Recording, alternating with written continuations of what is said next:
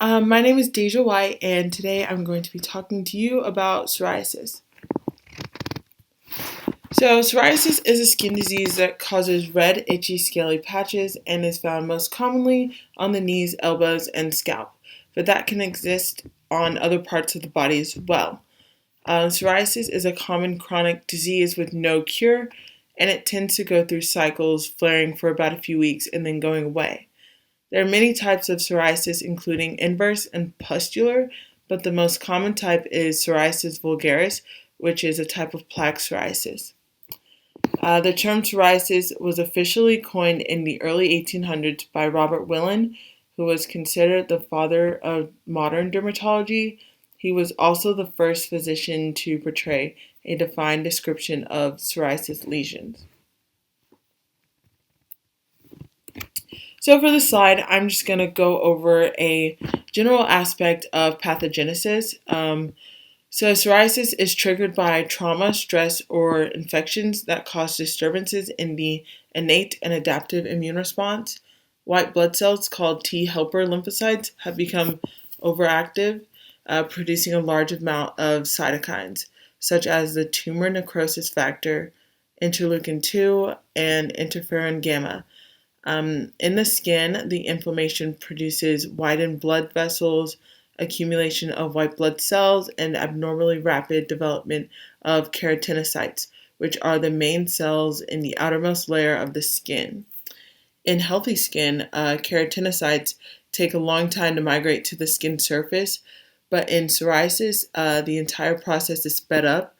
This process is thickened, then red skin shows, and the body contains flaky scales of keratinocytes that have prematured. According to the International Federation of Psoriasis Associations, or the IFPA, nearly 3% of the world's population has some form of psoriasis. That's about 125 million people.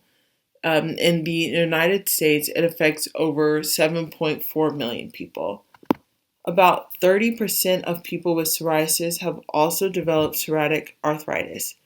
Psoriasis prevalence in African Americans is 1.9% compared to 3.6% of Caucasians, but this could be due to the disease being underdiagnosed in African Americans and other people with darker skin colors due to differences in clinical presentation.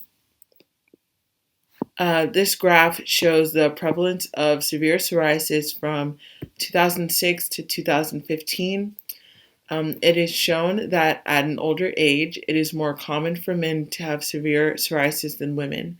I tried to do some research on why this is, but I could not find any, but my best guess is that because at an older age, men don't have as much appreciation for skincare than women do.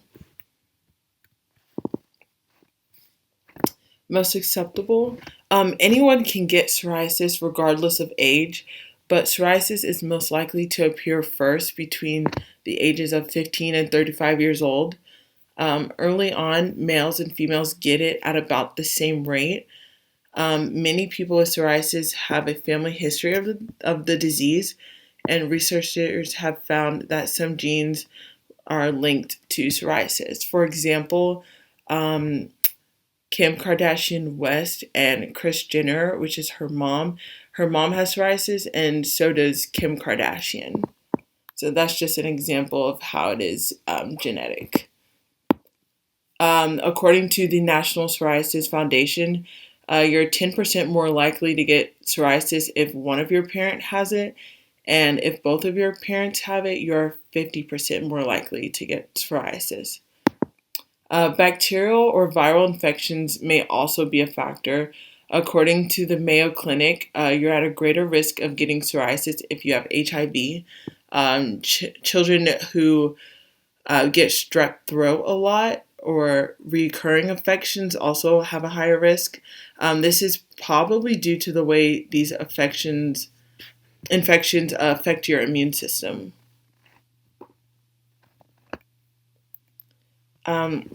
The most common symptom is a rash on the skin, but sometimes the rash involves the nails or the joints. Uh, People can often experience pain in the joint areas, skin rashes, skin dryness, flakiness, peeling, small bumps, thickness, and redness. Also common is inflamed tendons, itching, joint stiffness, plaque, or even small dents in the nails. This autoimmune disorder is often misdiagnosed as various types of dermatitis or eczema. Treatment. There are four main types of treatment that is used for psoriasis. The first one is topical treatment. This treatment is usually an ointment that aims to remove scales and stop skin cells from growing so quickly. This is often used to treat mild psoriasis. Also, prescription corticosteroids can also help, but they are often used during flare-ups. Other drugs include Dovalex and Rocatrol that help by slowing the growth of skin cells. Anthrolin, which helps regulate the DNA activity in skin cells and removes the scales. There are also different types of vitamin A that are used to normalize DNA activity and decrease inflammation. Salicylic acid is also used to get rid of the dead skin cells. Coal tar, which works by reducing inflammation, and scaling moisturizers are used to soothe dry skin. The second treatment is photodynamic therapy.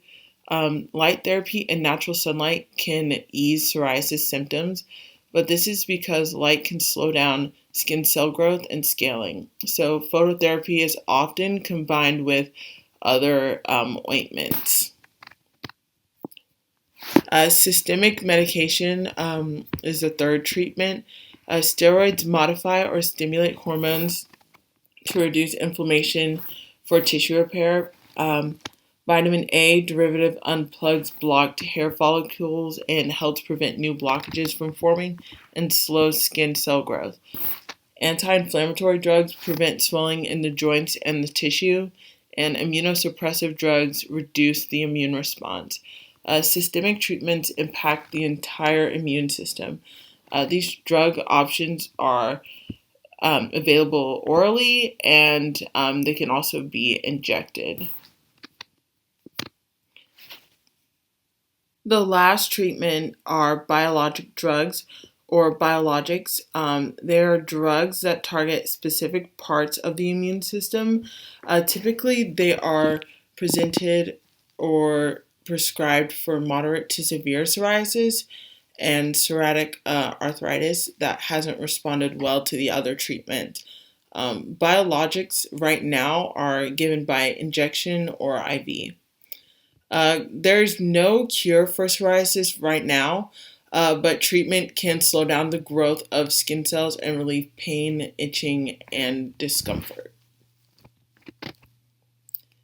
So, psoriasis is diagnosed by a dermatologist, a rheumatologist, or your primary care provider. Microscopic evaluation of a tissue sample is needed. This would involve a skin biopsy of some sort. Dermatologists will usually perform a minimally invasive punch biopsy to obtain a tissue sample. This can be done in the doctor's office with a local anesthetic to numb the skin. This procedure involves a tube-shaped device that snaps down when pressed to remove a tiny portion of the skin. The tissue sample is then stained with a blue dye to help differentiate the skin cells under the microscope. With psoriasis, the skin cells appear dense and compacted, unlike eczema or other dermatitis conditions. It takes about a week to get the results, but during this time, some ointments or another type of treatment may be prescribed to relieve pain. These are the sources I use. Like I said, the exact cause of psoriasis isn't known. So in your immune system, it is the job of your T cells to attack foreign organisms to keep you healthy. With psoriasis, the T cells mistakenly attack healthy skin cells. This leads to the overproduction of the new skin cells, T cells, and white blood cells. This allows dead skin cells to accumulate, and this accumulation creates the scaly patches seen on your skin. However, psoriasis is not contagious, so you cannot catch this disease from anyone else. Thank you, and have a great day.